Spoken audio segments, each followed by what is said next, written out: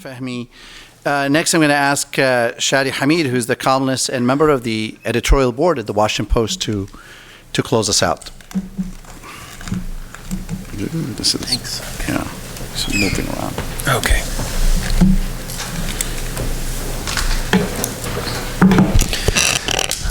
Okay.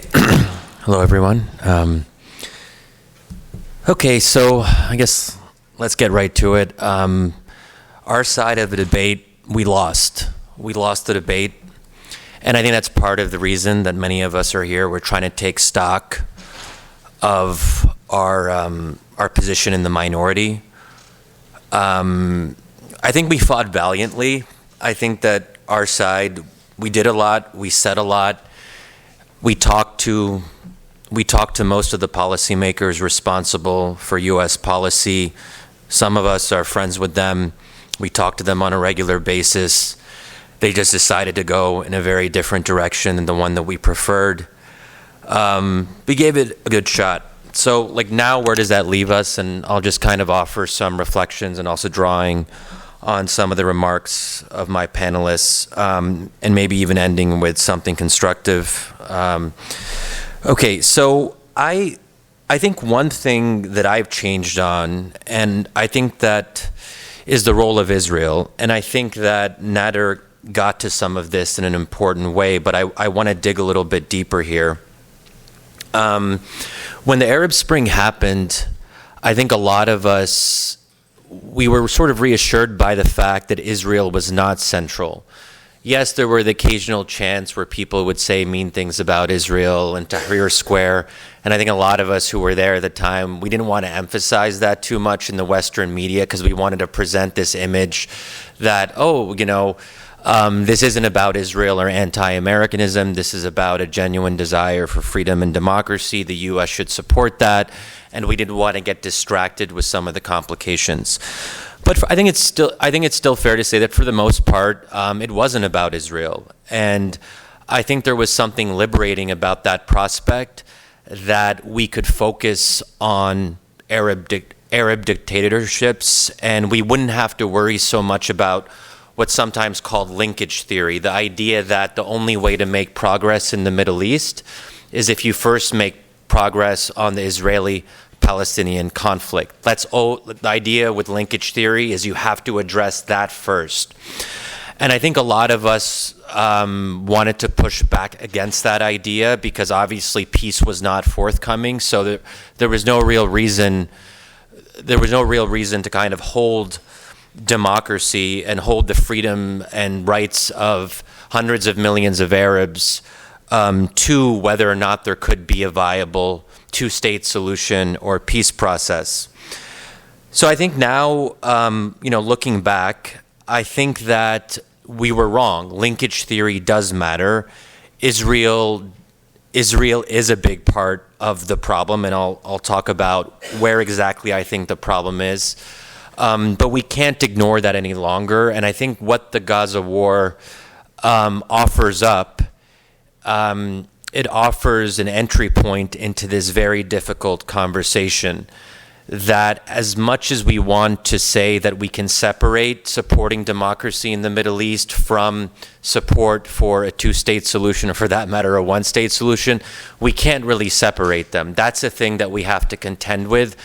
And as much as we might want to resist that intertwining, I think that the Gaza war has made this clear once and for all in a quite definitive way that the two go together for both better and worse. And I think in some ways this probably wasn't a secret to many of you. I think it's always been in the margins of the conversation. It's something that So just to give a couple examples, I mean, I think we probably have to go back to the 1990s where we see how linkage theory really worked out. And I'll just mention one example of this. Basically, the U.S. was supporting democratic transitions in other parts of the world, but not in the Middle East. There was triumphalism after the end of the Cold War, so we should have been able to do better in the Middle East, but we didn't. And one thing that some of you may have heard me talk about this in the book talk that I did with CSID for my recent book, The Problem of Democracy. And I'll just mention, one quote from the book. Basically what I did in the book is I tried to interview a lot of senior Bush and Obama administration officials, including on the question of Israel. And this was obviously well before October 7th. So I think it's now even a bigger issue. But I'll mention one quote from Martin Indyk, former U.S. ambassador to Israel, former assistant secretary of state. And he was very forthright with me in the interviews that I did with him. And this one, I think, really stands out about the 1990s and how U.S. policymakers made a very conscious decision to deprioritize democracy because they wanted to prioritize the two-state solution. This is what he said to me, quote, I'm assuming he started off Shadi, and then he kind of ... He said, we have a priority here called making peace, and we need the regimes in the region to support our efforts. And we're not going to complicate it by pushing a democracy agenda. I could second guess myself now, but I'm just telling you that was our view at the time. It was very much a Middle East exceptionalism, decidedly so. But it wasn't that we were all in favor of autocrats and were against democracy. It was just that peace is a heavy lift, and it needs to be the priority. And I'm not saying this as a negative thing to Martin Indyk. He's actually one of the people who hired me at Brookings when I was just a young person, and he took a chance on me, and I have a lot of respect for him, and I respect that he is very forthright about this when he looks back at his own career. But I think that quote sort of captures something that's been very explicitly at the heart of U.S. policy, which is the priority is Israel's security. The priority is pushing for a two-state solution, and we have a better chance of doing that if we have Arab autocrats. Nader touched on this from the standpoint of the Abraham Accords. So I think what you're seeing with just both of our remarks here is that there is, I think, a growing willingness and comfort with bringing up what in some ways is the elephant in the room. I do think this is the elephant in the room, and it's better for us to be forthright about it. I won't go into more examples. There's a lot more interviews like in my book for people who are interested, and I'm also happy to send a PDF if you want to do a deep dive. Feel free to reach out to me afterwards. So where does this leave us if we take linkage theory seriously? Well, I think that there has to be some kind of reckoning with the role that Israel plays in the broader US-led regional order.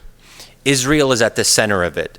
And the only way that we're going to be able to fashion a different kind of US policy that is more open to democracy promotion is by thinking about where Israel is going to be in all of this. And I think that one advantage that we have now is that younger Americans are increasingly skeptical of Israel's dominant role in the region. They're willing to rethink that. They're not willing to just accept a status quo where Israel is always the top priority. And so I think there will be opportunities in the next 10 to 20 years, we may have to wait that long, for a real kind of reprioritization of where Israel's security is and the hierarchy of priorities. But I do think that there's something reassuring for all the destruction of the past 6 months. I think that we have reached a kind of inflection point where I've never seen more mainstream criticism of Israel in very strong and sometimes even more than strong ways than I have in recent months. And I do think there is something shifting. So I think that does present an opportunity and one that we should be attuned to. But I don't think the answer here is to say, well, Israel is just going to be pushed off to the side, and that democracy necessarily means that Israel's place is going to be damaged. I think that one way of addressing this is to say we seriously promote democracy in the Middle East, and not just in rhetoric, but we have a full-throated pro-democracy policy. and we fundamentally rethink the structural aspects of it, because it's not about just tinkering around the margins and trying to improve U.S. policy. We have to go back to the very foundations of U.S. policy, and that is a heavy lift.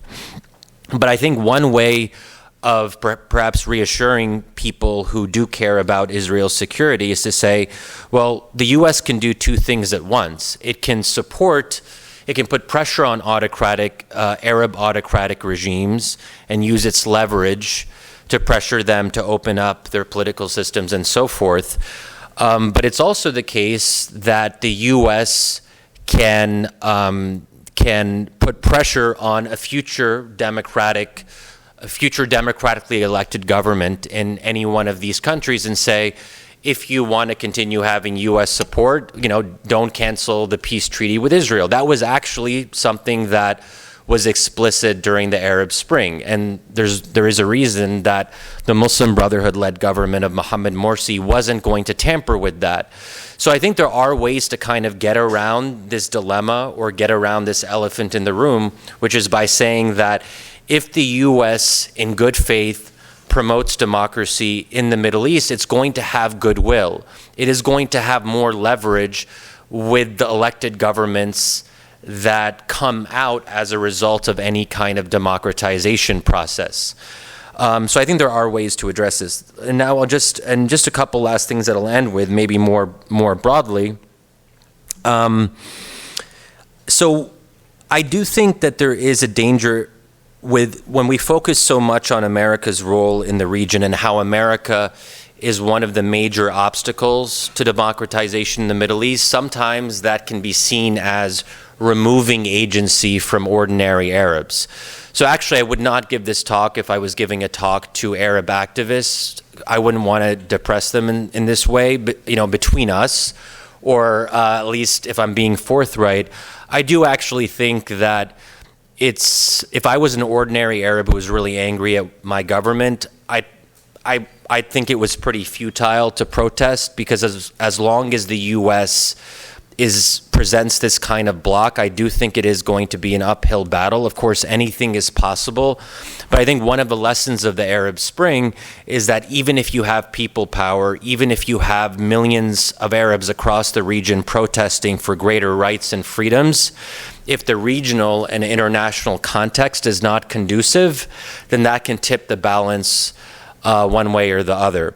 So I wouldn't necessarily want to broadcast these kinds of ideas too much, but we are speaking here in Washington, D.C., and I do think that a lot of this is going to depend on what we can do in this city and how and to what extent there can be a new generation of policymakers and foreign policy thinkers who understand what we're saying here, and to try to help encourage them to get into senior positions in government. I think that is going to matter a lot. And we do know that in previous key moments, let's say post 9/11, you had a relatively small number of U.S. policymakers who were able to have a profound impact on the course of U.S. policy, the so-called neocons. They were, in effect, able to capture U.S. policy and push it in a radically different direction. I don't think there's anything wrong with that. In a democracy, that's what you try to do. You try to get your own people in positions of influence. And I think that for there to be the kind of change that we want, we're going to have to see something similar, a kind of pro-democracy, neocon cabal sort of thing. I'm partly joking, but something like that. Because, and we can get into how the role, So look, I think that there is a sense of futility, and I often feel that myself. Why do I keep on talking about these issues? What's the point? Should we just kind of give up? But external shocks can change how this city looks at things. 9/11 was an example of an external shock. I think the Gaza war is another example of an external shock that can force people to reckon with their fundamental assumptions about America's role in the region and the role that we can play going forward. And maybe that's a bit of a silver lining that I can end on. Thank you. Thank you, Shadi.